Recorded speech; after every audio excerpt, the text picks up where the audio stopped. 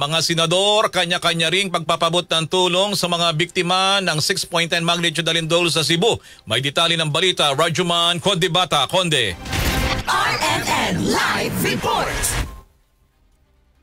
Kanya-kanyang hatid ng tulong ang mga senador sa mga biktima ng 6.9 magnitude na lindol sa Cebu. Nagtungo sa Bogo City at iba pang mga munisipalidad na apektado ng malakas na lindol. Sina Senator Erwin Tulfo, Senator Bongo at Senator Bato de la Rosa. Sinabi ni Tulfo na hihilingin niya kay DSWD Secretary Rex Gatchalian na dagdagan ang pondo sa Bogo City at mga munisipalidad sa Medellin, San Remillo at 4th Congressional District sa Cebu na lubhang sinira ng lindol. Nanawagan naman ng pagkakaisa at pagtulong si Senate President Tito Soto III para sa mga biktima ng kalamidad, gayon din ang panalangin at pasasalamat sa mga first responders at volunteers na patuloy na tumutulong.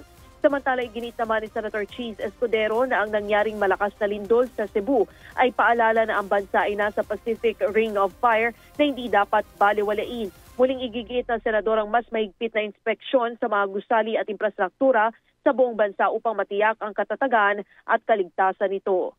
Kasama mo sa DZXL RMN Manila, Rajuman Condebata, Tatak, RMN.